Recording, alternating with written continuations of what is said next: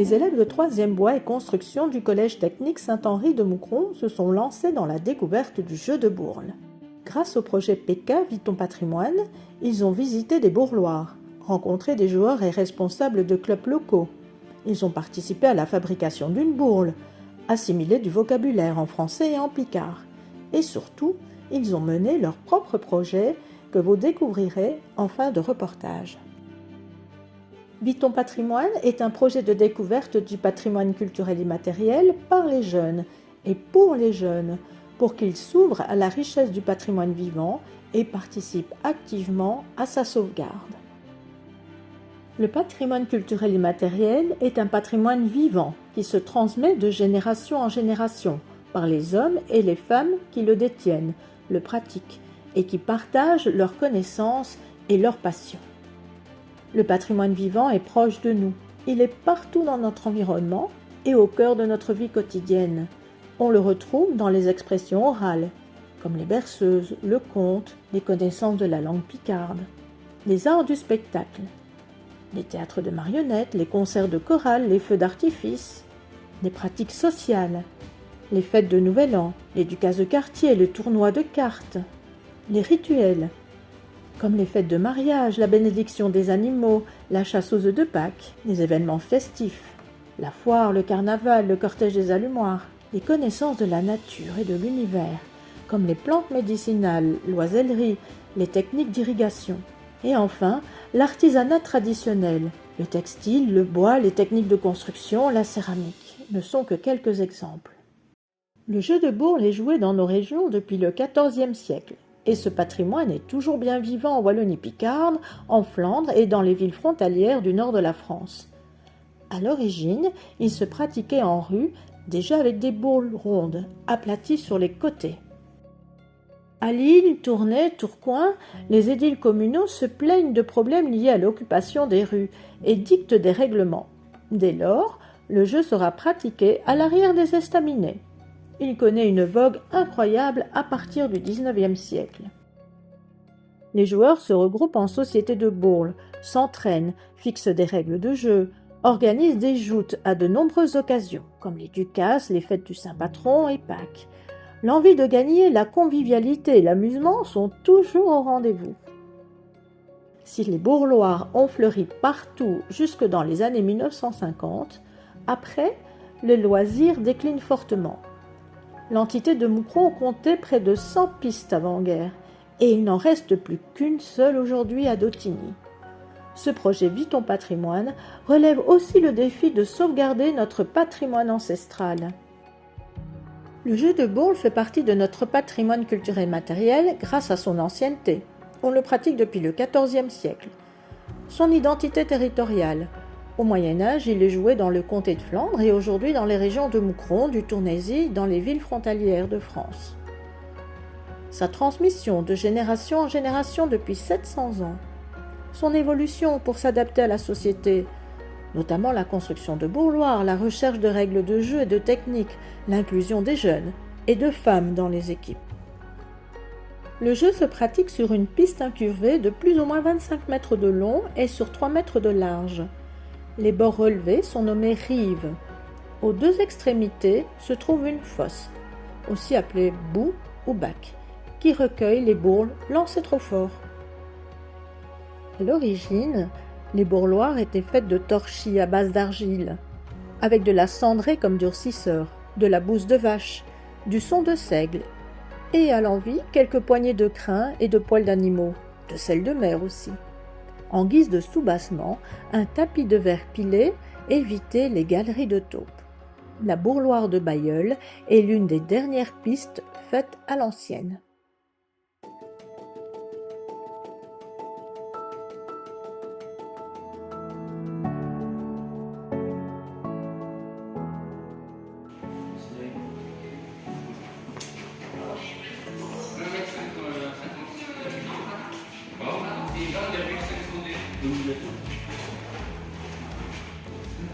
C'est bon,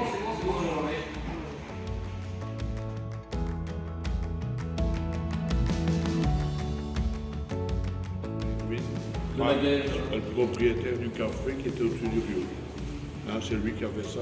Et après, il a fait le café. Et ça, c'est à l'autre gauche. Donc entre 20 et 30. Ça, c'est toujours de sa fille. Comment ça? Elle a été construite entre les années 20 et années 30. Bon, on ne sait pas précisément, Voilà. mais. Ça, je ne sais pas plus. Donc notez-le, ça. 1931, 1931, le premier.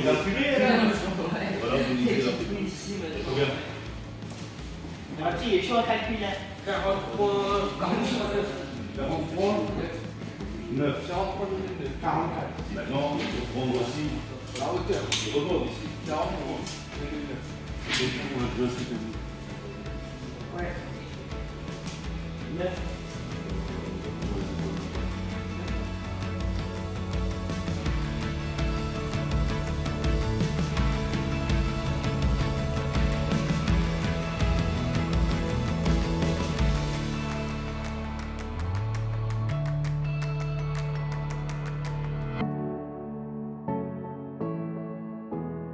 Le mot bourle est une forme picarde de boule. Le verbe bourler signifie tomber, tituber ou jouer à la bourle. Il s'agit d'un épais disque de bois dont les deux faces latérales sont plates et dont le champ est incurvé.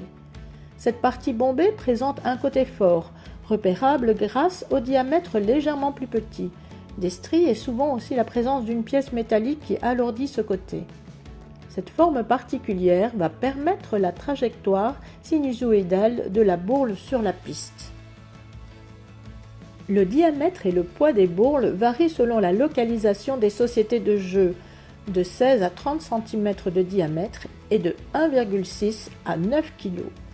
Les sociétés participant aux championnats régionaux n'utilisent que des bourles d'environ 1,7 kg. Qui se joue en 14 bouts. Un bout, c'est ça. Puis on remonte. Donc ça se joue en 14 bouts. En tournoi, ce sont des équipes de 4 et ça se joue en 6 bouts. Ici, comme on est beaucoup, on va jouer en 5 bouts. On va d'abord faire une initiation, puis on va faire des petits matchs de 5 bouts. Et on va faire un mini-championnat. D'accord? Donc l'objectif, la première équipe joue toutes ces boules. Donc l'objectif, c'est d'en mettre près de l'étape et puis d'en mettre un peu tout le long pour empêcher les boules d'aller tout droit. Et c'est de là que vient le terme de la boule caréolée. Ça veut dire qu'il faut caréoler, il faut passer entre les boules. Le terme caréolé veut dire passer entre les boules des autres. D'accord? Le but du jeu est de lancer sa bourle le plus près possible de l'étac. Plusieurs cercles peints sur le revêtement délimitent l'étac, afin que les joueurs la visent plus facilement. Les joueurs de la première équipe tentent de se rapprocher le plus près possible de l'étac par des lancers droits.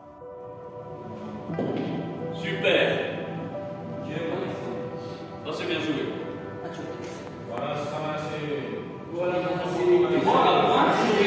pointe, tu aurais été bon aussi. Allez, encore. Oui, exactement, c'est bien. Est-ce que c'est simple de jouer à ce jeu? Non, on peut penser que c'est simple, mais c'est totalement faux. C'est très difficile de jouer à la boule. J'ai pas dit qu'il faut. Tu peux laisser la barre à boule. Voilà, ici. C'est déjà beaucoup mieux que. Ça, c'est bon, ça. Donc, le but, c'est d'aller sur la. Les gars qui arrivent dans la piste, celle-là. Regarde. Le but, c'est d'aller sur la piste pour installer le jeu. Et t'as le détour. Là. Ouais, mais Léandre, Les suivants placent leur bourle de telle manière à constituer des obstacles pour gêner l'équipe adverse. Au fur et à mesure, le jeu se complique car il convient de contourner les bourles ou de les frapper avec force pour tendre au but.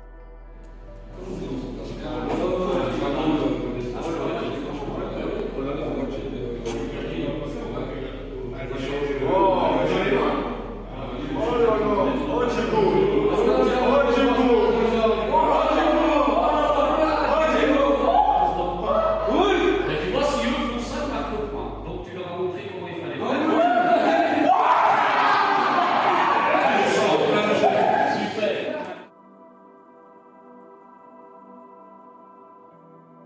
Elle est dessus, donc c'est impossible de faire le point. C'est impossible de venir marquer. Donc il faut absolument chasser celle-là. Et regardez, Aurélien va le faire. Tu remarqueras que j'ai dit pas essayer, j'ai dit le faire.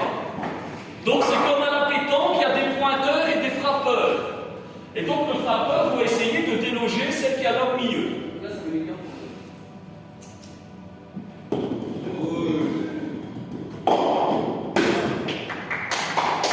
Ouais, c'est quoi, il a raté. Chaque joueur ambitionne de faire jeu, donc à gagner le point grâce à la bourle la mieux placée près de l'étac.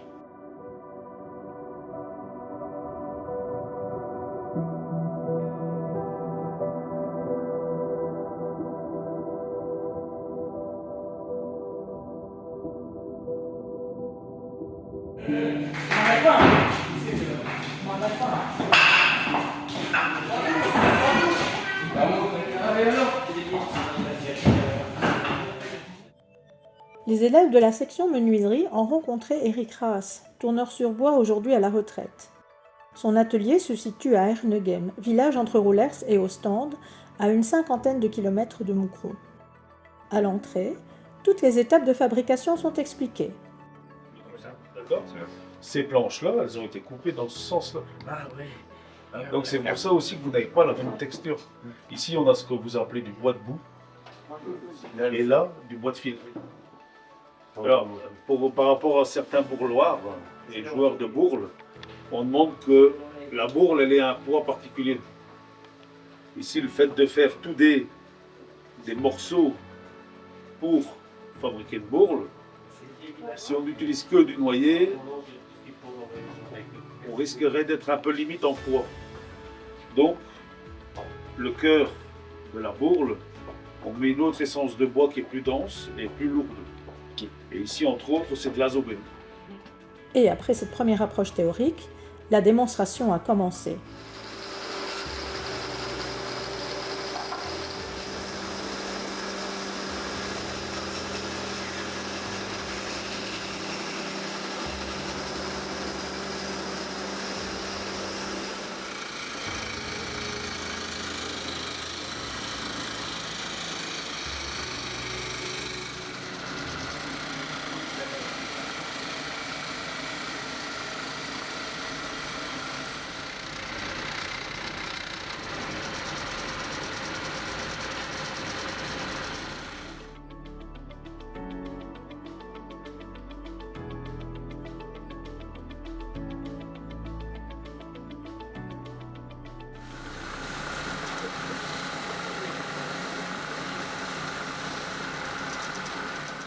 Donc ici, monsieur va fixer la bourle correctement. Elle est simplement serrée. Et il va la fixer en mettant les pointes dans le bois.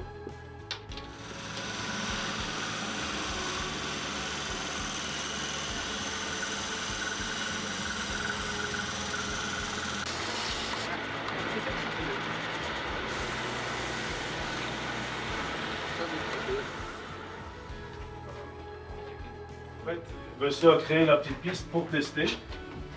Donc le côté fort, il le met par ici dans la gouttière.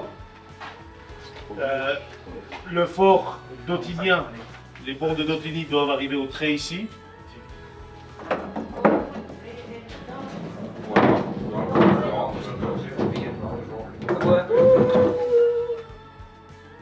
Ce savoir-faire de tournage sur bois et de fabrication des bourles est aujourd'hui limité à quelques artisans en Belgique et en France. Eric Raas saura-t-il le transmettre à un successeur? Sinon, la pratique du jeu de bourle sera menacée. Espérons qu'il ait convaincu quelques élèves de Saint-Henri. Le jeu de bourle possède un vocabulaire en langue picarde très particulier.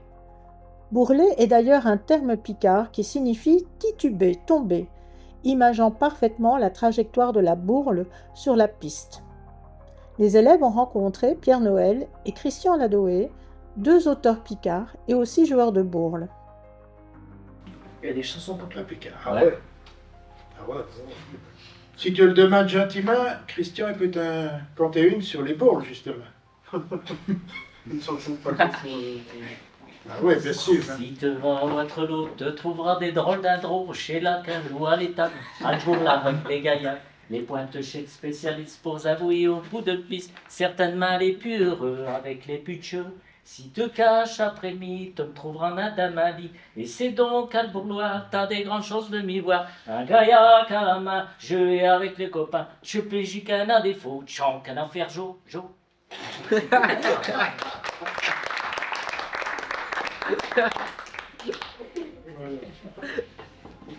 On va y employer un mot, je ne sais pas si vous avez compris.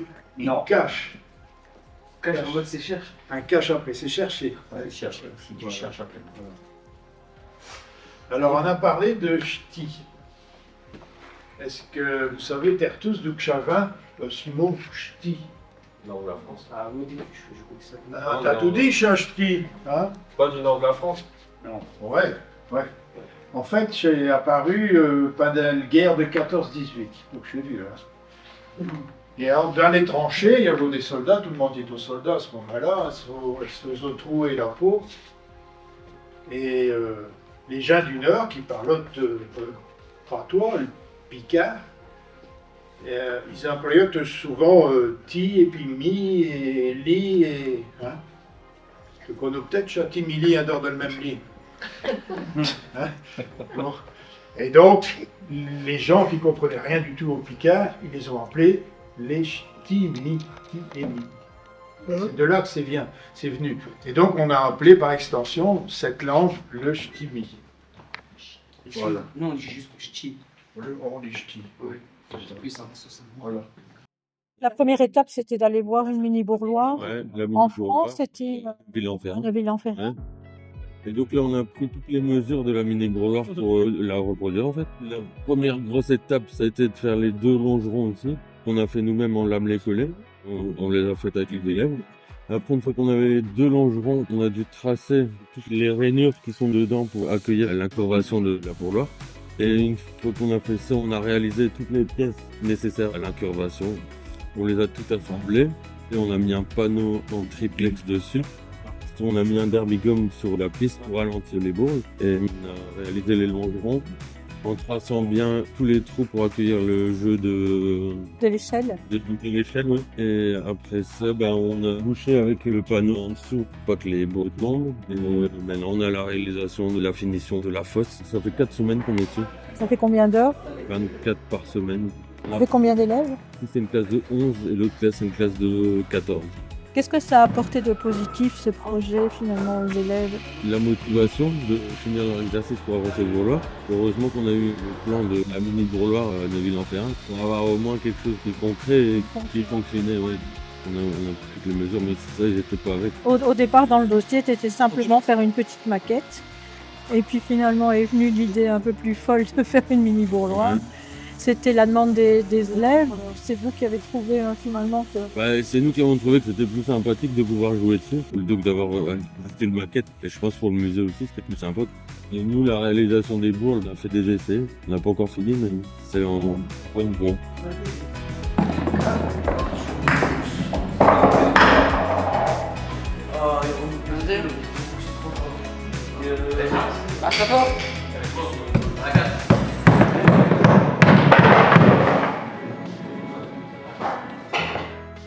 La bourloire réalisée par les élèves a été présentée lors des portes ouvertes du Collège technique Saint-Henri et a suscité beaucoup de curiosité et d'intérêt. Ensuite, elle a été livrée au musée de folklore Vie frontalière de Moucron, où elle permet à tous les visiteurs de tester ce jeu traditionnel. La piste sera prêtée lors de fêtes locales afin de sensibiliser à la transmission et à la sauvegarde du jeu de bourle. Objectif donc totalement réussi pour ce projet PK, Vis ton patrimoine.